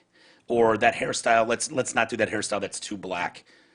Just sock that away for later. Then when you do get fired, Yeah. you can go, well, it was a tense environment, pretty uncomfortable on the set. I was told, don't dress like this, too black, blah, blah, blah. So why anyone would say anything like that, I don't know. You're only just, women are just going to go, thank you for that. Tuck that little note away. We'll deal with that later. But now she's suing him for endangering her life because of his smoking habit on set. Really? Oh, my goodness. Okay, Gabrielle. We're stretching. Just go away Come on. now. Doesn't Dwayne have enough money? Why don't you just stop?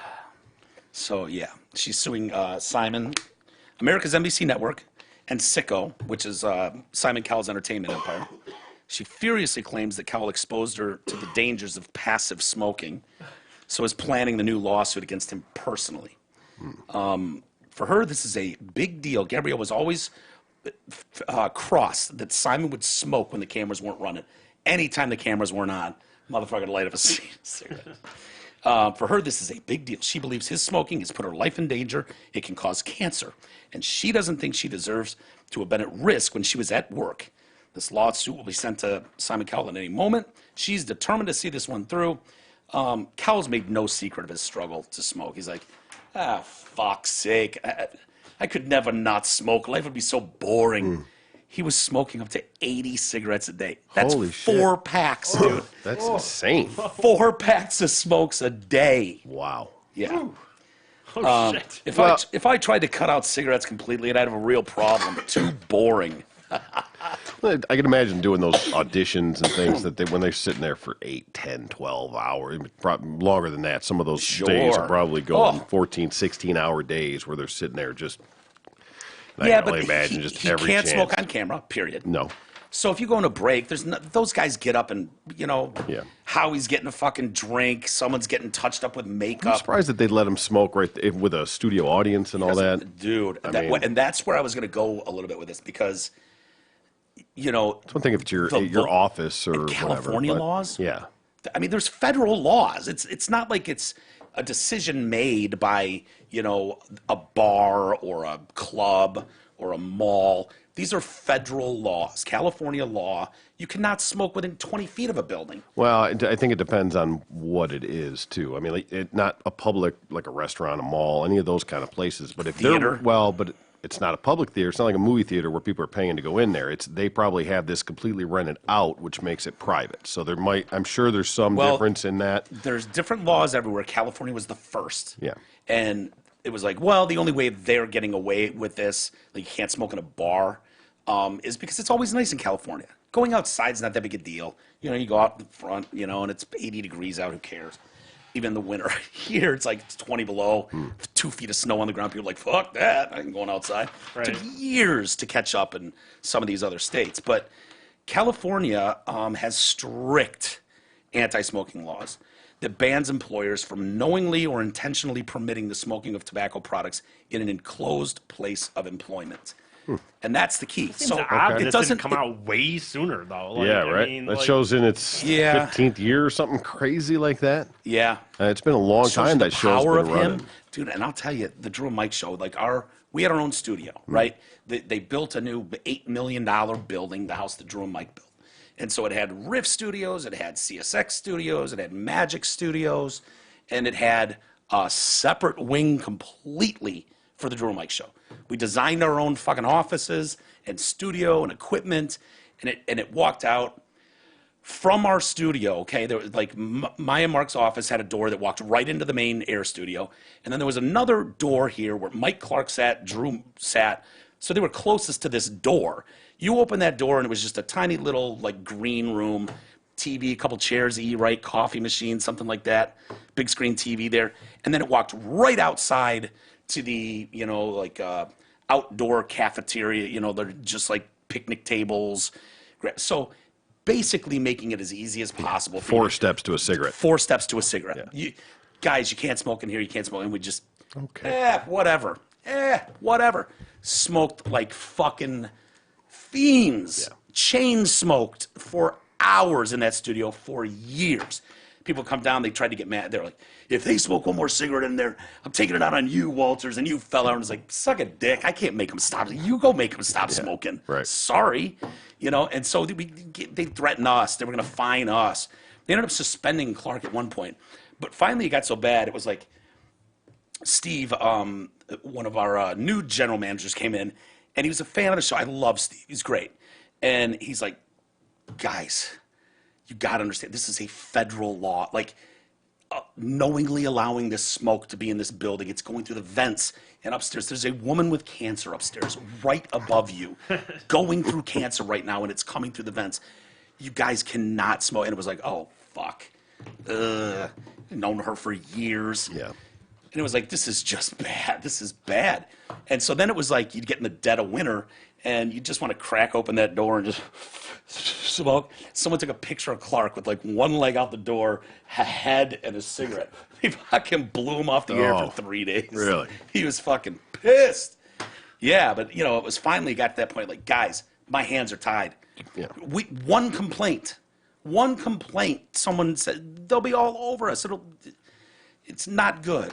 And so, yeah, so I imagine in California, you know, while, those people aren't paying for tickets to go No, and see right, that but show. the verbiage of that law makes it Place of employment. Yep, You have true. a right to not be in this offensive environment at work.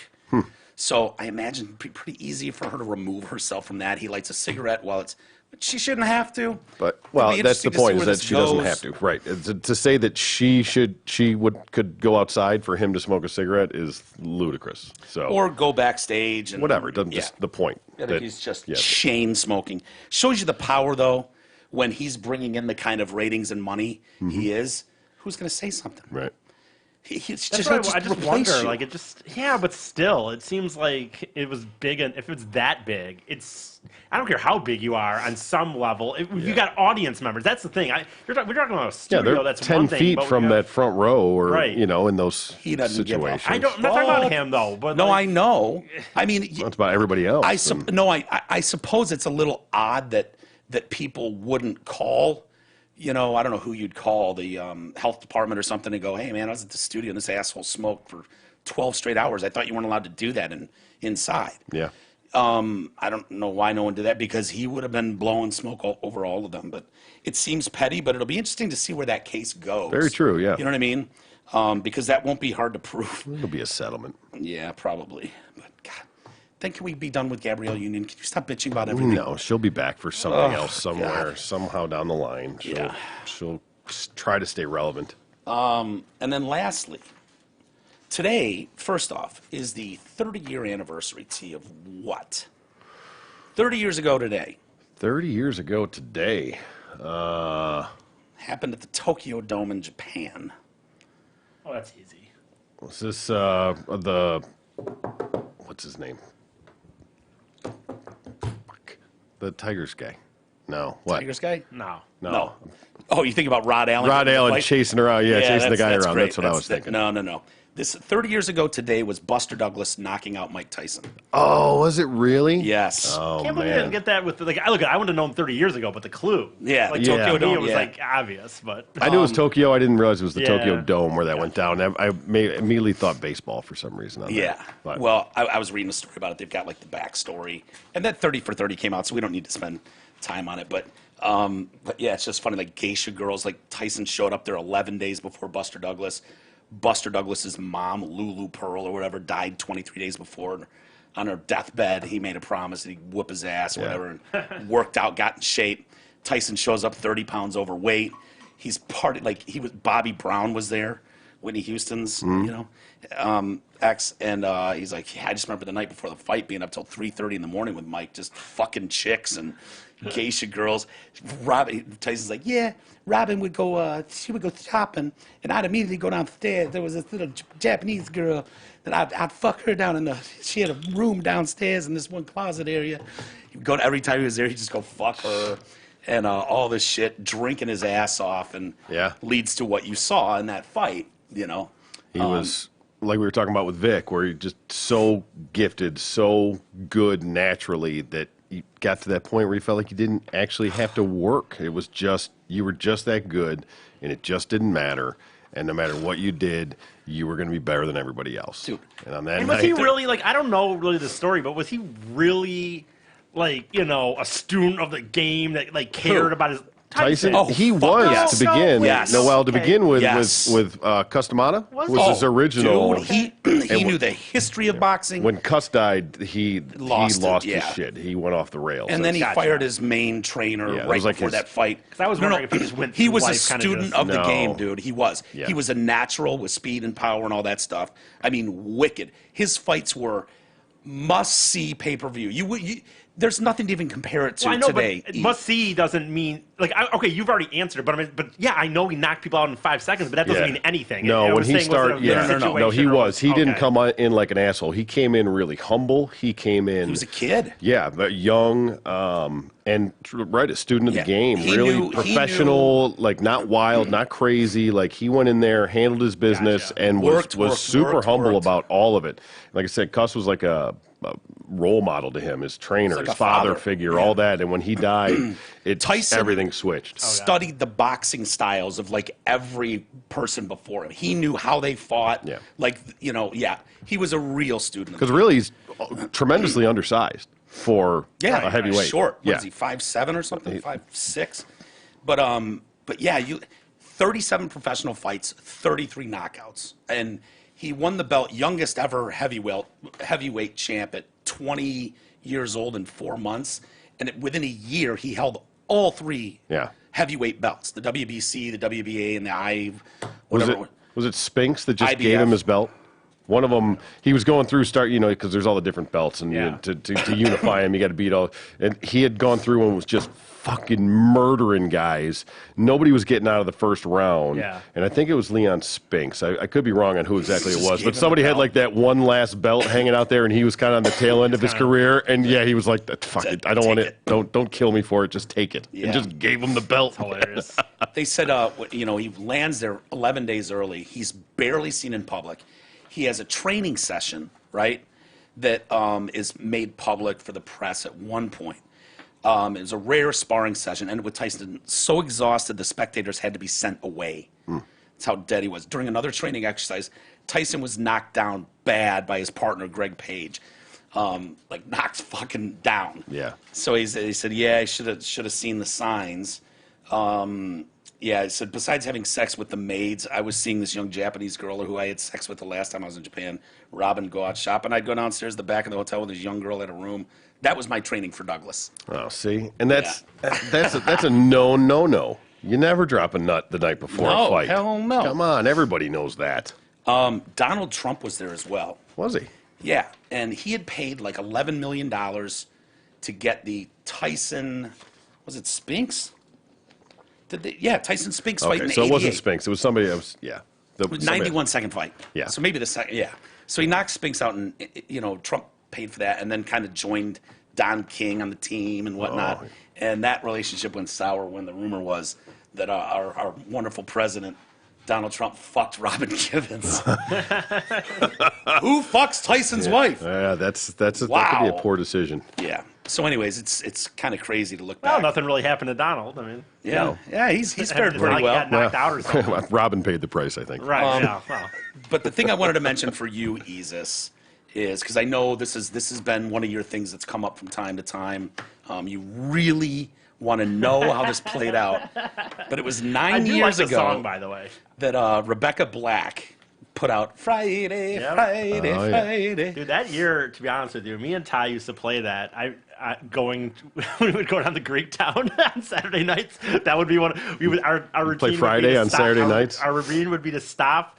We'd stop at the gas station to some get 2 5-hour energy shots, suck them down, and then and the first song we would play is Friday, and then we whatever after that. Just but like we to would piss play the room off. No, we It's the liked it. most It was just me and canned Ty. song. I know it was fucking awesome. I liked it. So Monday marks the 9-year anniversary of the song she released when she was 13. Excuse me. At the time, it was widely panned. Also led to a lot of opportunities. She was in the Katy Perry video That was the first one. last Friday night. Jay Leno, she was on. Hold on, Yeah. let's talk. But challenges to come back. She's a 13-year-old girl. Had to face. So she made a post 9 years ago today. A music video for a song called Friday was uploaded to the internet. Above all things, I just wish I could go back and talk to my 13-year-old self, who was terribly ashamed of herself and afraid of the world. To my 15-year-old self, who felt like she had nobody to talk to about depression she faced. To my 17-year-old self, who would get to school and to get food thrown at her and her friends. To my 19-year-old self, who had almost every producer, songwriter tell me they'd never work with me. Hell, to tell myself a few days ago who felt disgusting when she looked in the mirror. I'm trying to remind myself more and more every day is a new opportunity to shift your reality and life spirit. Time heals and nothing is finite. It's a process that's never too late to begin. Good message. And then I saw the pic she posted with the Twitter thing. Do you have that theory? So like this was the first song I remember personally. Someone like, oh, this is the See worst song top ever. right. Just do. Oh, wait. This is now? That's now. And not she that was bad. disgusted when she looked in the mirror. Did you say she's not that Not that bad? bad. Right. She's stunning. Are you fucking kidding me, E? That's what I'm saying. What is she talking Yeah. about? Well, you're your own harshest critic. but- For sure. Especially girls. Do you think Girls have a she just rolled out of bed, or do you think she maybe got dolled up for Yeah, that photo? yeah, a little That's okay. dolled up. I for sure, support that look. I do too, dude. That's a little Uma Thurman There's the, from bit. there's- Yeah. Pulp. there Yeah. she is. Yeah, Much better. there she is Now. at 13. I didn't really know this song, but she was apparently bullied without mercy. Really? Yeah, stupid lyrics, and I didn't know how this all came about. So it's 2010, fall of 2010. She's in 8th grade, and her mom, Georgina Kelly, paid Arc Music $2,000 for a package that included a choice of 2 pre-written songs so that she could try to gain real-world experience in the music biz. She explained later to the Chris Lee of the Daily Beast, she chose the more innocent Friday as the other song was about adult love, and I hadn't experienced that yet. Friday's about hanging out with friends, having fun. I felt like it was my personality in that song. As part of the package, Arc Music would shoot a video at her father's house, at Rebecca Black's father's house, with friends and family as extras. Clip becomes a viral hit. Starting on Friday, March 11th, 2011, when the video's view count on YouTube jumped from around 3,000 views to 18 million in a week. Holy shit. Yeah. Wow. Yeah. Reviewers and bloggers lined up en masse to pan this thing. Yeah. Derogatory comments centered on the video's amateurish production values, the song's innocent and simple lyric content, and her auto-tune vocals. She's like, those hurtful comments really shock. She's 13. Yeah. 8th You know, grade, man. Come on. at times it feels like I'm being cyberbullied. after news broke that Friday had entered the top 20, and this is where Isis comes in, that had entered the top 20 of the iTunes sales chart, Black announced that she's donating proceeds from the single to Japan relief organizations Yes. and school art programs. This was after the tsunami Mm-hmm. in Did it on Japan. Leno. And E wants to know where every fucking She said she dollar. wasn't going to take a dollar. Open the books. Let's see it. CE, are you sure? Because it says donating proceeds from the single. swear You I have remember. always said I she's swear. donating every fucking I thought you said it dime. on Find the clip. Leno, Let's right? see. Go to the tape. And he wants to track that fucking, the bank accounts, the iTunes. He wants to know that every fucking dime Mm-hmm. went to that charity that she was getting all the credit for bragging about. Still, to this day, should be going there. Every time. Every spin on iTunes. Well, not that there's probably that Problem is many, it's a but 6-minute interview because it was on Leno when she said it that I heard it. Well, The problem is, so I'll have to listen to this, I guess, on my own. This became the most hated video on in the history of YouTube when over 1 million viewers clicked the little thumbs down dislike button and sent it past Justin Bieber's video for Baby in online disdain. So it was the most watched video, though, of 2011, 180 million views. The runner-up was the ultimate dog tease, where a dog owner taunts his pet with food and the animal appears to reply in English. You know, you've seen the mommy. No. And all of a sudden the dog barks weird. Yeah. I don't even remember that one. Third place, The Lonely Island, Jack Sparrow. come on. Swear to God. Wait, most hated? No. Oh, most viewed. I thought you were saying the video of most hated. I was 2011. like, oh. It's one with Michael Bolton, who's like this obsessed fan of Pirates big, of the Caribbean. Big sexy hook. Oh. It's great. Great video. And I love this. The Friday music video has been watched more times than there are Fridays in recorded human history. Yeah, well, Isn't that kind of a cool fucking stat? there's not that many Fridays. I mean, there's only 52 Fridays in a year, right? 52 weeks. So there's only 52 Right, Fridays in yeah. a year. So if Could you, the once leap you year, get in the millions, Could you get an extra Friday? okay, sneaked we'll in there? give you 55. Just In to, recorded human history, dude. well, yeah, I mean, I don't know how long we've been recording history, but not that long. that fucking video on YouTube has more views than recorded Fridays in the history of mankind. Kind of crazy. She's in the millions. To listen. Millions and millions. She got 1 million thumbs down. She's probably got more thumbs down than there are Fridays in the history of mankind. And for those that were worried too, there's apparently a notorious scene in the video where one of the male dancers walks up and appears to smack her on the ass.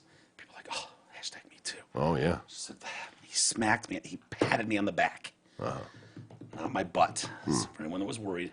So Isis, I don't know if you want like the song, to be honest with you. but Huh? I actually didn't even hate the song. You want to play a second of it? I think I only know Friday, Friday. I mean, it's I like, think I don't- that is the that's- song. I think that's Yeah. all. no, there's a talk about She did do a follow-up to I remember. Saturday. yeah, I remember. Oh, that's a horrible look. Is this the video? Yeah. 7 a.m. waking up in the morning, gotta be fresh, gotta go downstairs, gotta have my bowl, gotta Sing along, if you know it. I would if I was trying. Time is going, chicken on and on, everybody's rushing, gotta get down to the bus stop, gotta catch my bus, I see my friends. Oh, here we go. Kicking in the front seat, Sitting in the back seat. make my mind up. Which one should I sing? Oh, Big hook, big hook. It's Friday, God damn, dude. Friday, gotta get down on Friday. It's not as bad as I thought it was going to be. Really? Consider it. Yeah, for a There are 13-year-old. worse songs out there. Got a good beat. I might go buy this on iTunes. I'm going to stab myself in the ear with an ice pick. Got a good beat. I stand by it. When you think of all the shit that we've had put out by Disney with 13-year-olds, Yeah. that's, you know. It's right. That's in my right up opinion, there. It's right. What's the difference between that and some of the shit? That's So- because it's all No, shit. I know, but That's- I mean, that had at least a little bit better, Oh no, I'm just saying like, like, her singing style. Not good. I'm not saying good. I'm just saying. you know the problem was it, Yeah, that 13-year-old right in that Selena time- Gomez. Yeah. But it was before, so it really. Think about 2011 still. Like, I know, yes, we had high speed internet at that point, but I think it was probably right before still things went viral, quote unquote. I bet viral wasn't even a term yet. You know what I mean? Yeah, I don't know. In reality. Like, so, Probably it was by 2011. let me think. I wonder when. I mean, we get iPhones in 2007. So quickly thereafter, Yeah, it escalated. it started quickly. getting connected, everything. And Still snowballing today. I've honestly never heard that opening verse in my life. No. And into that hook. I only know that hook. Yeah. Just because in 2011, I remember how big it was, and we were probably making Okay, fun so I of was it. wrong. God damn, dude. What? Didn't even the term viral started being used around 2009. So, Yeah, I okay. was Well, you're way off. right. No, that sounds 2 about right. years.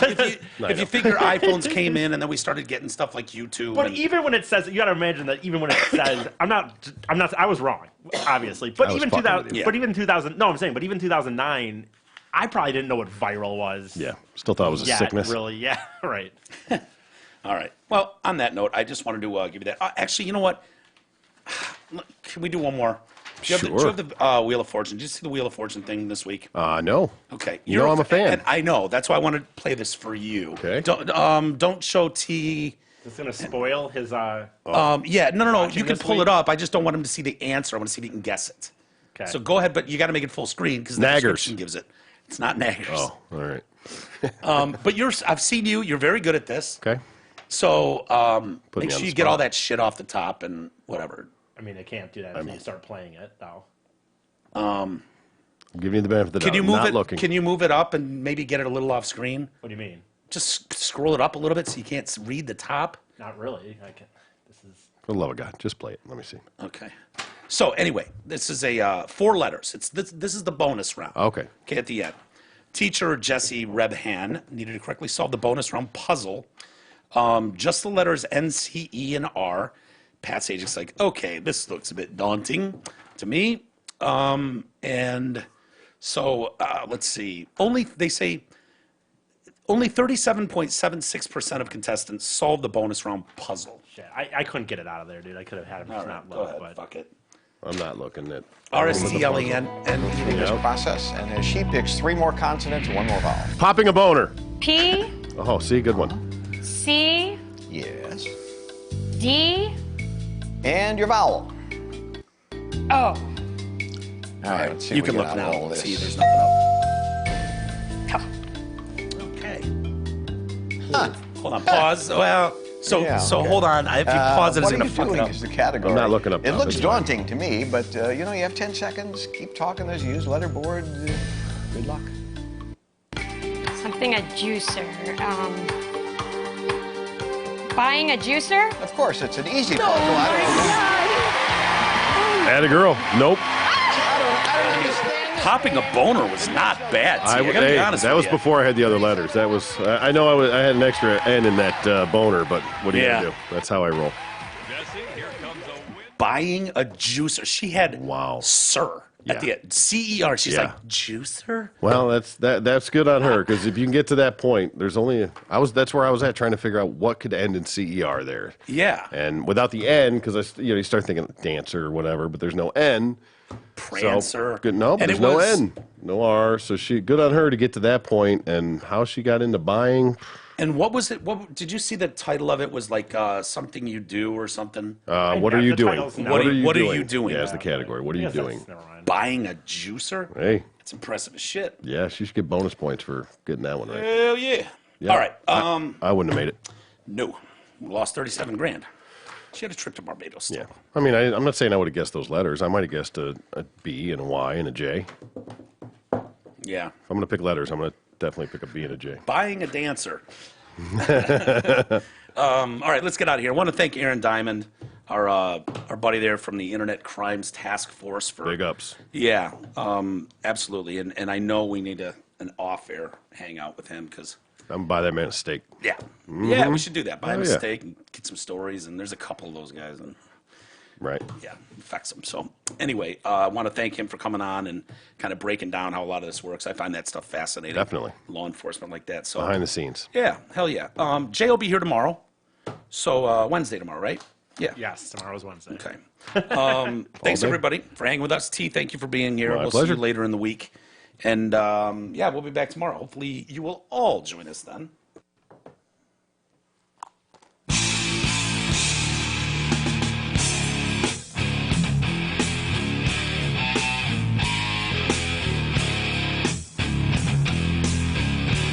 You've been listening to the Detroit Cast with your hosts, Mike and Jay. From all of us at Radio for One Studios, thank you for listening. And as always, Thank you, Detroit. Big